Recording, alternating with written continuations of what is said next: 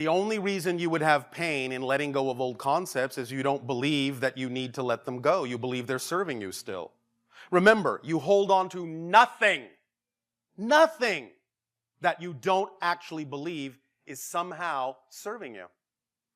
No matter how painful they may be to hold on to, what you're actually saying is the alternative is worse. The idea is to understand what we have called the motivational mechanism. Again, please understand, this is automatic for everyone.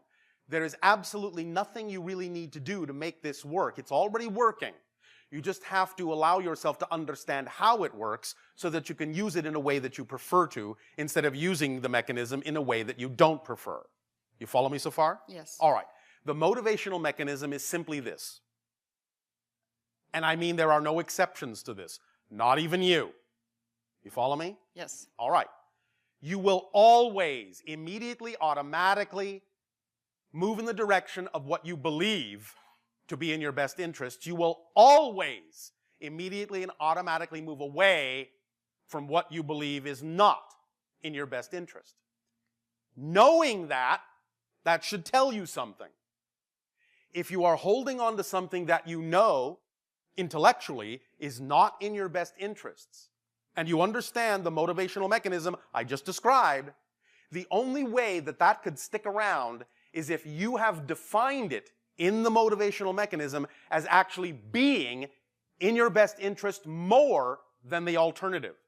Or vice versa, you have defined the thing that you say you prefer as actually somehow being more scary, more fearful than the thing you don't prefer. And so you're so afraid of the thing you do prefer for some reason, based on some belief you're holding on to, that you're willing to put up with the pain and struggle of the thing you don't prefer just because it's more familiar. Just because it feels safer, because you're so much more scared of the thing you don't know about. And Does this make some sense? Oh yeah, I've heard this many All right. times from you. But how But do it's not sinking in. I can't figure it out. How do I move forward? I want to move forward so bad. Well, you have to find out what it is you're holding on to. How you've heard us give the example of the idea of how people on your planet are raised with different definitions of money. Yes.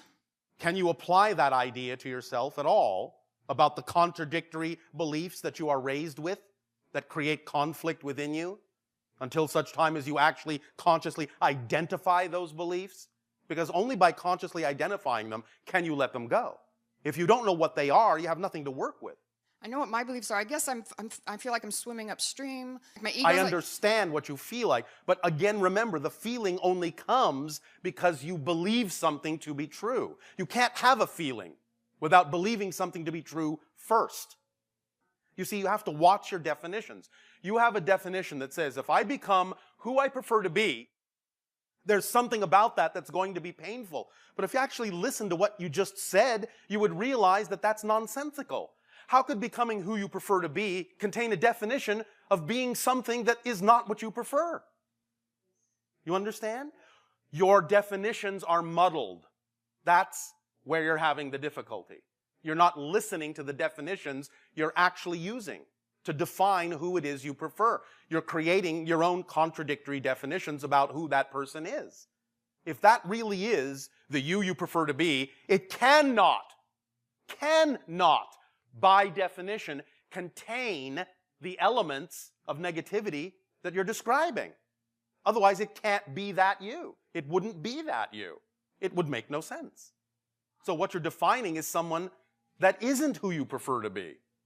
But when you define clearly who it is you do prefer to be, and you allow yourself to be that person, it will not contain anything that is irrelevant for that particular person. Does that make sense? Yes. But I guess I'm living in a duality. You know, you're living in a trinity, but we won't go into that now. When I meditate and I'm all into doing the things that give me the most joy, everything is wonderful, and then I have to come back to real life. Oh, so you're defining real life as negative. And I don't want to live in that other world emotionally Then anymore. don't. Again, when you say real life, which means going to work and all that. So what? Does that just mean that you're not doing what you love to do? No, I like it, but it's so different. It has a different feel to it, you know? Then you're not doing what you love to do.